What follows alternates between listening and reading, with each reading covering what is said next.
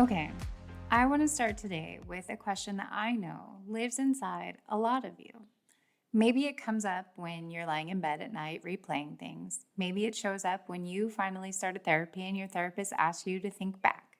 Maybe it's the question you've been too embarrassed to say out loud because you think the answer says something terrible about you. Why did I choose him? Or the version that comes with a little bit more bite. Why do I keep ending up in the same situation with different men? And if you sit with those long enough, there's usually one more underneath them, the one nobody wants to admit that they're asking. Is there something actually wrong with me? Here's what I need you to hear right now before we go anywhere. No, there is nothing wrong with you. But it also wasn't random. And understanding the difference between those two things, between nothing is wrong with you and this wasn't random, is what this whole episode is about. So settle in. We're going to go through this together. And I promise that you'll come out the other side seeing yourself very differently than when you walked in. Hi, I'm Lisa, and this is Pattern Breakers Collective, the podcast where we dig into the patterns that shaped us, the ones that kept us stuck, and the work of finally breaking free from them. Quick note before we start. I usually say he when I'm describing the person causing harm because that reflects my own experience and the women I work with. But I recognize that abuse is not limited to one gender or one type of relationship. If your story looks different from what I described today, the patterns that I'm talking about still apply. The details change, the psychology doesn't. Today is one of those episodes that I've been wanting to do for a very long time because this question, why did I choose him, is one of the most painful questions women carry around after leaving a toxic relationship. And it's painful not because it's unanswerable, but because of what we think the answer means. We think it means we're stupid. We think it means we should have known. We think it means something is fundamentally off about how we're built. And I want to spend the next half hour or so taking that apart, gently, but completely. Fair warning, we're going to cover a lot of ground today. Why certain people feel magnetic to us, how those connections form faster than we realize, why leaving was so much harder than it looked from the outside, what actually changes as you do this work, and maybe most importantly, why you are absolutely not destined to repeat this. Let's go.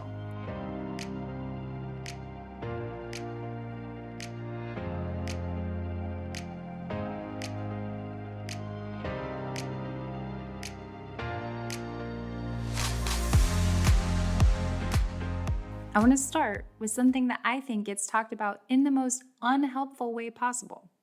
You've probably heard some version of you attract what you are, or you keep choosing the same type of person because you're comfortable with dysfunction.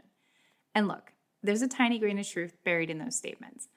But the way they get delivered, it almost always sounds like blame, like you went out looking for chaos and found exactly what you deserved. That is not what happened.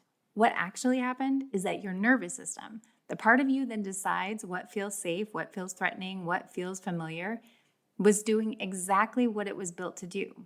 It was pattern matching, looking for what it knew. And here's the thing about what we know. We learn it long before we have any say in the matter. Think about how your early picture of what a relationship feels like got painted.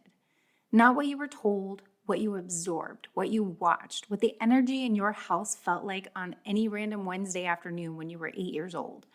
For some of us, that picture was mostly stable. Love felt reliable. Adults were relatively consistent. When there was conflict, it got resolved and things went back to normal. And when that's the template you grew up with, your nervous system goes looking for that version of normal in adult relationships.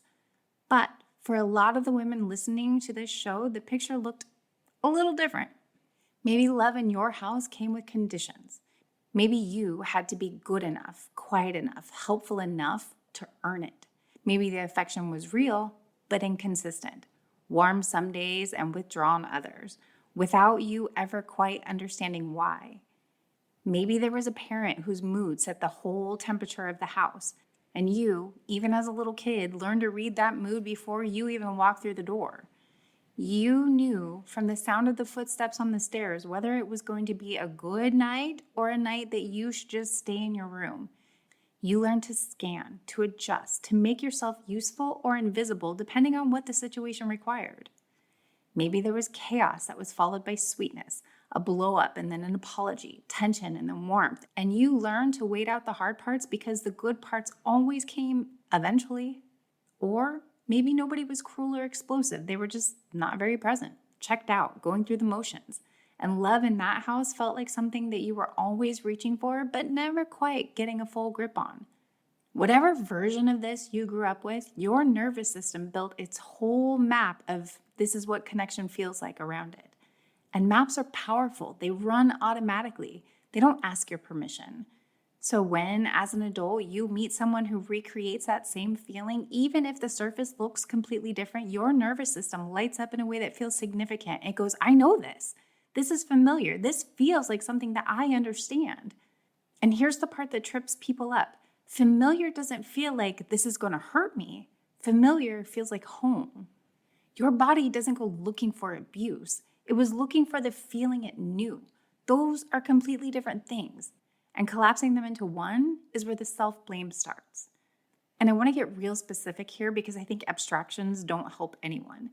Think about the woman who grew up in a house where her father was warm and funny and great at parties and completely emotionally unavailable at home. He was there physically, he just wasn't really there. She spent years trying to get his attention, trying to be interesting enough, trying to say the right thing to get him to actually see her. And then she meets a man in her 20s who's charming and charismatic and lights up every room he walks into. And when he focuses on her, when she has his attention, it feels like winning something that she's been trying to win her whole life. She's not drawn to him because she loves chaos. She's drawn to him because he feels like the resolution to something that she never got to resolve. Or think about the woman who grew up watching her parents fight constantly, screaming matches, doors slamming. That particular kind of tension you could feel in your chest before anyone raised their voice. But then there were the makeup periods where everyone was warm and close and the family actually felt like a family. That cycle, the rupture and repair, became her dysfunction of what love feels like. Love is intense. Love is charged. Love is this push-pull that keeps you a little off balance. So she meets someone volatile, and in the beginning, she calls it passion. Or think about the woman whose mother was wonderful but deeply anxious, always worried, always expecting something to go wrong, always needing reassurance. She became her mother's emotional caretaker from a pretty young age. She was the steady one, the responsible one, the one who didn't add to the pile. So she meets a man who is emotionally fragile, who needs her, who tells her she's the only person who really understands him. And something in her clicks into place because this is the role that she was built for. None of these women were broken. None of them were looking for pain. They were following a map that their nervous system drew before they were old enough to read. Now, here's something I want to make really clear because I've seen this conversation go sideways. This is not about blaming your parents. Most parents are doing the best they can with what they were given, which often wasn't enough because their parents weren't given enough either. We are not here to put them on trial. What we're doing is tracing a thread so that you can understand yourself, because you cannot change a pattern that you don't understand. But once you understand it, once you can see where it started and why it made sense then, you can start to have some actual power over it. And those qualities that you developed along the way, the hyper-awareness of other people's moods, the ability to read a room, the resilience, the empathy, the patience, those are real. Those serve you. They just need to be in the driver's seat consciously now instead of operating on autopilot. Let's talk about what happens once someone who fits your map actually shows up.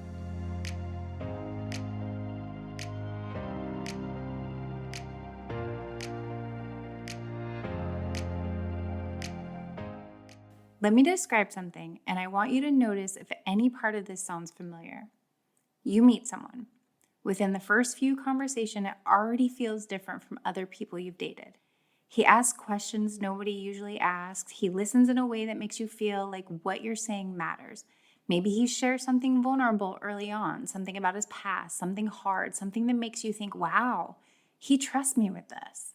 Within a few weeks, he's talking about the future, your future together. He says things like, wow, I've never felt this way. I've never told anyone this before. And you're different from everyone else. And it feels incredible. not in a quiet, steady way, in an electric way, in a this is the most alive I've ever felt kind of way. The texts come constantly. He wants to see you all the time. He makes big plans. He makes you feel, maybe for the first time in your life, like someone has been looking for you specifically, right? Here's what's happening underneath that. Your brain's reward system is getting flooded. Dopamine, the same chemical involved in any kind of exciting reward, surges. And surges feel like meaning. They feel like something real is happening. They feel like this is it. If you spent time feeling unseen, like you were always reaching for connection, but it kept slipping, that surge hits especially hard because it's meeting something that was hungry.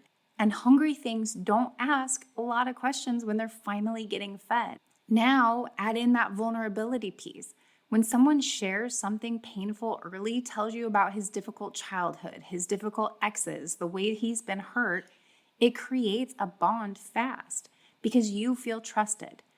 And if being trusted, being needed, being the one he lets in, if any of that is tied to your sense of worth, it feels like purpose. It feels like you're already important to him before you've even figured out who he is. I want to pause and say something about the intensity because I think this is where the confusion really lives. Most of us were raised on a story about what love is supposed to feel like. Every movie, every song, every romance novel, they all say the same thing. The racing heart is the signal. The electric feeling is the proof. If it's not intense, it's not real. But here's what those movies never show you. Sometimes the racing heart isn't chemistry. Sometimes it's your nervous system recognizing a pattern, going, I know this. I've lived inside of this. This feels like what love has always felt like for me. And recognition in the body can feel a whole lot like falling in love. Let me give you a few of the scenarios I see most often. There's a guy who's all in immediately, calling you his girlfriend within 2 weeks, talking about moving in together after a month, making you feel like you two have something so rare that normal timelines don't apply. And it feels romantic. It feels like he just knows. But what's actually happening is that the speed itself is working on you. Because when someone collapses the distance fast, you don't have time to observe. You're swept up before you've had a chance to watch how he handles conflict or disappointment or not getting his way. Then there's a guy who presents as wounded. He's been through so much. His ex was terrible to him. His childhood was rough. He's never really let anyone in before. But there's something about you. And you find yourself wanting to be worthy of that vulnerability, wanting to be the one who finally makes him feel safe. And because you're focused on what he needs, you don't notice for a while that this dynamic only runs in one direction. Then there's the guy who's extraordinary in public and difficult in private. He's generous with everyone, funny, well-liked, the kind of person people are always happy to see. And in the beginning, you were included in that warmth. But somewhere along the way, the warmth became something that you had to earn. And by then, you were already in. You were already attached to the public version and holding on, trying to get back to him. In every one of these, the feelings were real. I want to be clear about that. The connection you felt was not a hallucination. The love was real. The attachment was real. It's just that intensity alone doesn't tell you whether someone is safe. It only tells you that your system is engaged. Feeling something deeply doesn't mean it's the right thing. It means it hit something in you that was already there. Something old, something familiar, something that had been waiting to be recognized. And one more thing about this, because I think women need permission to hear it out loud. If you've ever found yourself in a new relationship with someone genuinely kind, someone steady and consistent and emotionally available and thought, I don't know, that just doesn't feel like anything yet. That's not a sign that he's wrong for you. That might be a sign that your nervous system hasn't experienced this tempo before. It doesn't know what to do with peace because peace was never the starting point for you. Peace can feel underwhelming when you're used to electricity, but give it time. Because what starts to emerge from steady is something that adrenaline never gave you. Trust. Actual bone deep trust. And that turns out to feel a whole lot better. But let's not skip ahead. because what I really want to get into next is the thing that carries the most shame. Why didn't you leave right away once you figured it out? Okay, I have to say something before we go into this section because it really bothers me. Women who have been in toxic or abusive relationships get asked, well, why didn't you just leave? Constantly, by people who mean well and by people who don't, by family members who are confused and frustrated, sometimes by the little voice in their own heads at 3 a.m. And the word just in that sentence does so much damage. Just implies it was simple, that there was an obvious door and you kept walking past it, that the only explanation for staying is something is wrong with you. It wasn't simple, and you're about to understand exactly why. The first thing to know is that these things don't start at their worst. They start really, really well, which means by the time the bad stuff becomes undeniable, you are already deeply attached. You're not attached despite the red flags. You're attached because of what came before the red flags. And love, real, genuine love, doesn't evaporate because harm shows up alongside it. You can love someone and be hurt by them at the same time. You can see clearly that something is wrong and still not be ready to blow up your whole life over it. And that's before we even get to how things slowly escalate. Think about the woman whose partner started criticizing her appearance, subtly at first, a comment here, a suggestion there, nothing that would obviously register as abuse. Maybe she even laughed it off. And then the comments became more frequent. And then they started happening in front of other people. And then he started suggesting what she wore. And by the time she was asking his permission before getting dressed in the morning, she couldn't tell you exactly when any of it started because it had happened so incrementally that there was no single moment to point to. That is not a failure of perception. That is erosion. Slow, constant, hard to track because you adapt to each small thing before the next one arrives. Then there's the push-pull, the intermittent warmth. This is the one that keeps people in longer than almost anything else, and I don't think it gets enough attention. If every single day were terrible, leaving would eventually become clear. But it wasn't every day. There were good days. There were moments that felt like the early version of him, where the person that you fell in love with showed back up and you thought, there he is. That's the real him. That's the one I've been looking for. And those moments, those genuine, warm, loving moments kept the hope alive. Hope that this version was more him than the other version. Hope that if you could just figure out what you were doing wrong, you could keep this version around. That hope is not stupidity. That's love.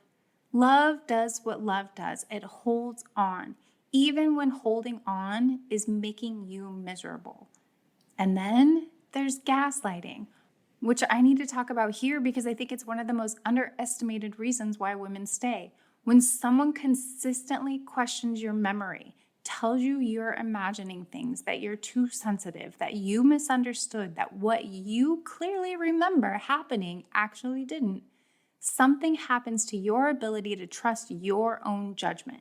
It erodes slowly until you start checking your own perception against his before you even decide what's real. God, I remember doing this, going back over conversations in my own head, trying to reconstruct what was actually said versus what I thought was said. Wondering if I'd heard the tone wrong, apologizing for things I wasn't sure I'd done. When you're in that state, when your own internal compass has been deliberately messed with every day, making a clear, decisive choice to leave is genuinely hard. You're not being indecisive. You are navigating a version of reality that someone else has been actively scrambling for you. Then there is also the practical reality that almost never gets acknowledged. Leaving is not just a feeling. It is a logistical problem. Maybe you share finances and you don't have your own money. Maybe you have kids and leaving means custody arrangements and disrupting their lives and the terror of knowing that he'll still have access to them.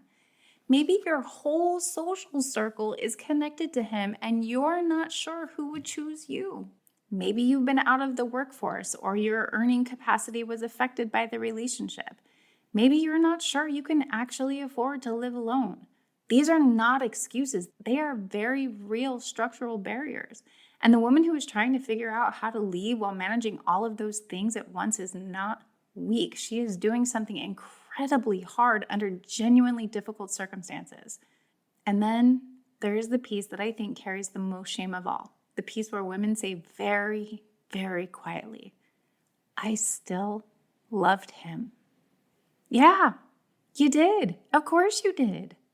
You don't get to choose when attachment ends. It doesn't just switch off because someone showed you who they really are.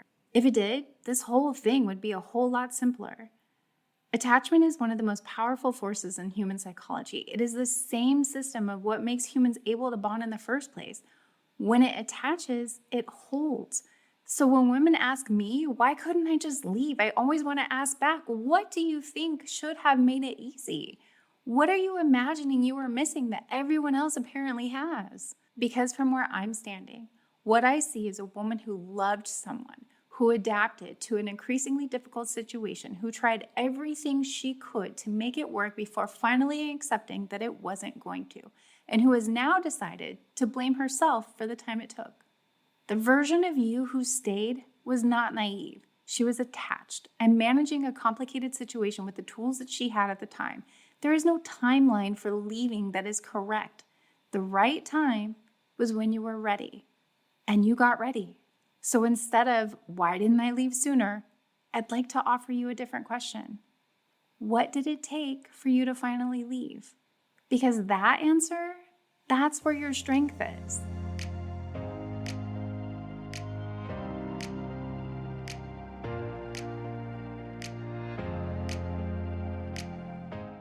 At some point in this work, women ask me a version of the same question. Okay, I understand the pattern now, so how do I make sure I never end up there again? And I want to answer that carefully because I've watched what happens when women get access to all this information and go too hard with it.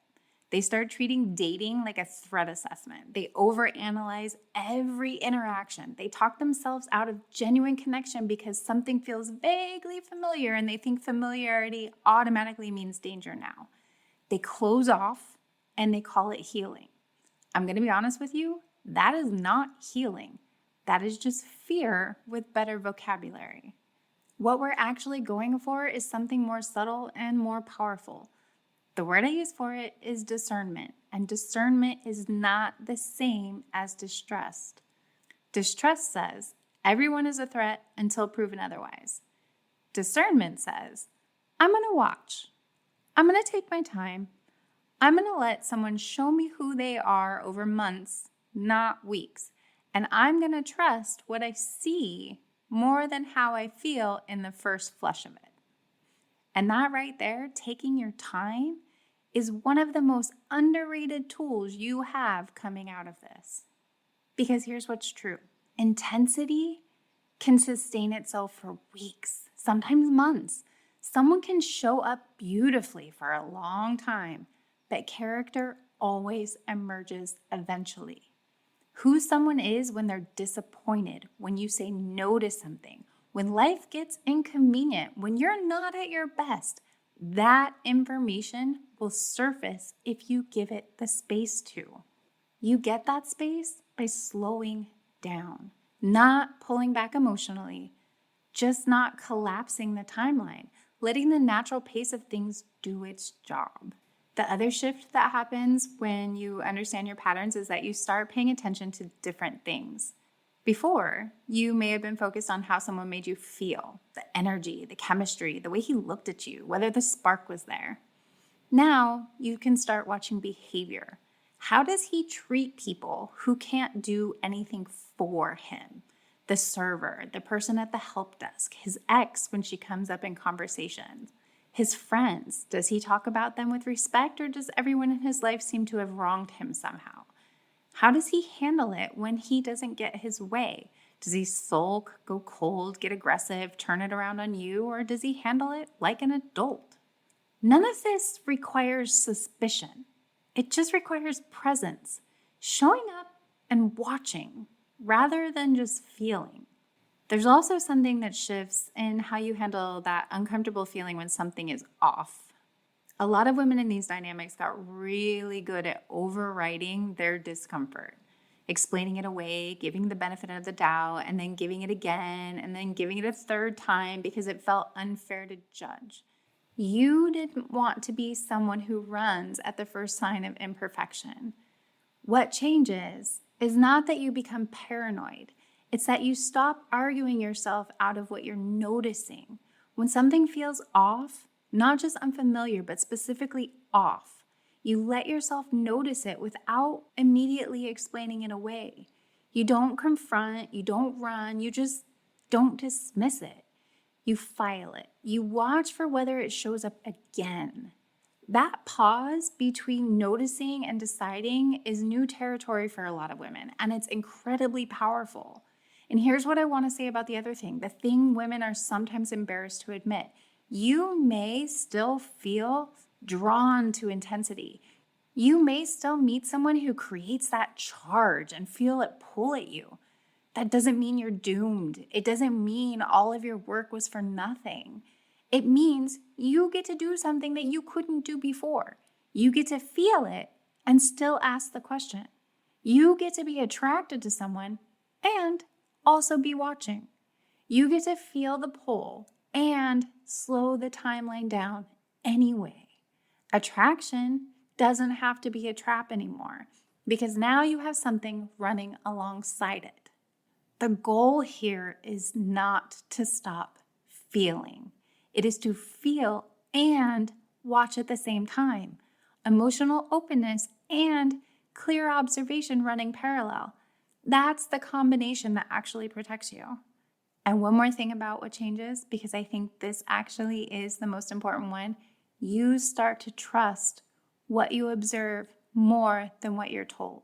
Because a lot of what kept women in these situations was believing the narrative he was spinning rather than trusting what they were seeing. He would say, I know I get angry, but that's because of my past and I'm working on it. Or I know I said that, but you know I didn't mean it. Or I know how it looks, but you're the only one who really understands me. Women would watch behavior that was clearly a problem and they get handed an explanation, and the explanation became more real to them than what they'd seen with their own eyes. Now, words are information. Behavior is evidence. And when those two things don't match, that mismatch is something to pay attention to. That's it. That's the shift. It sounds simple, and it changes everything.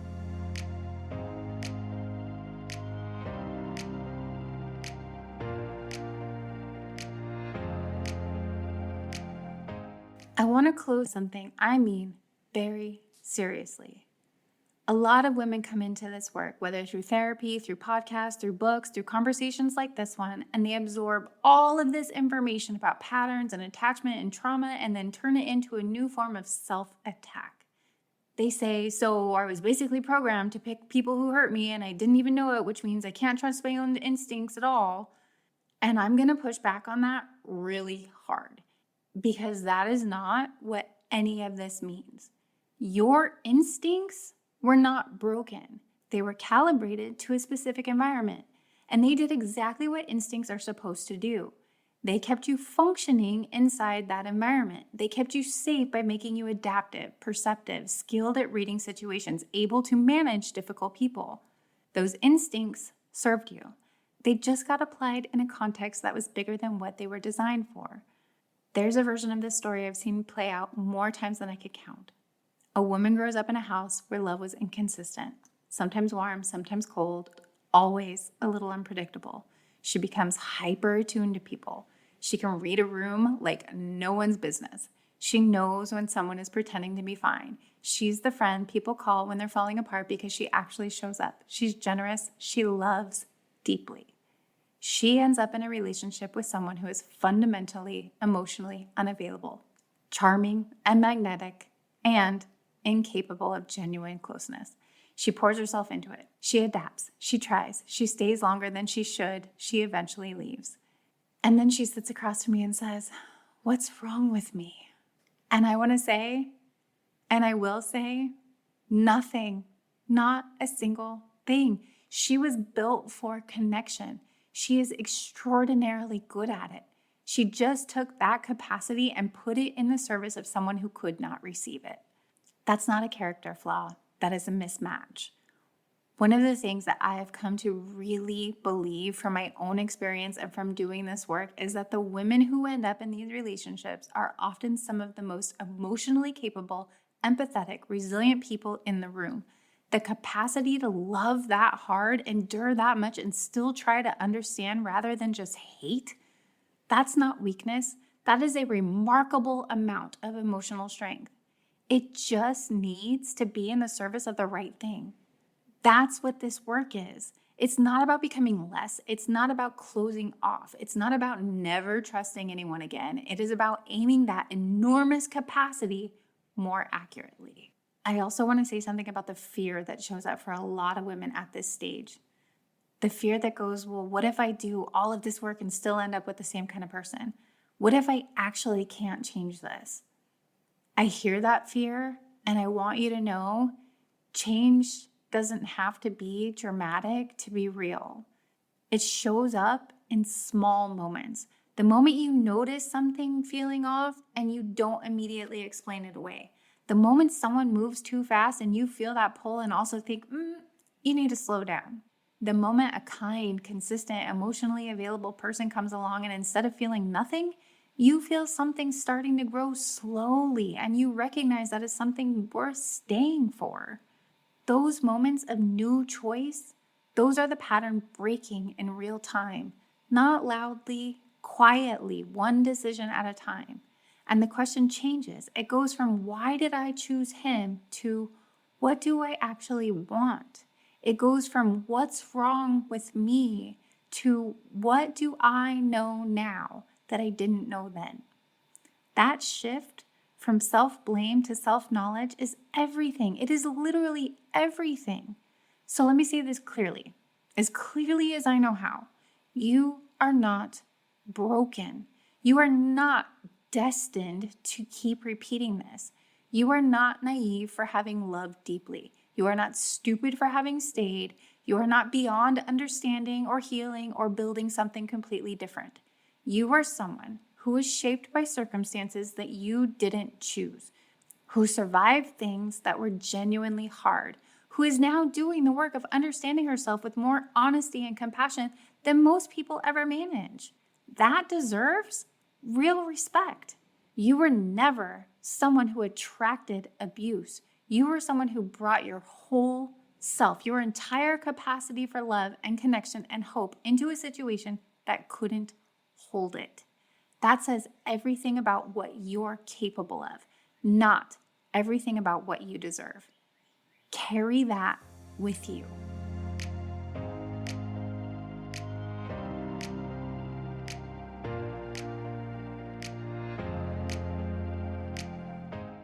Okay, take a big breath because that was a lot to sit with.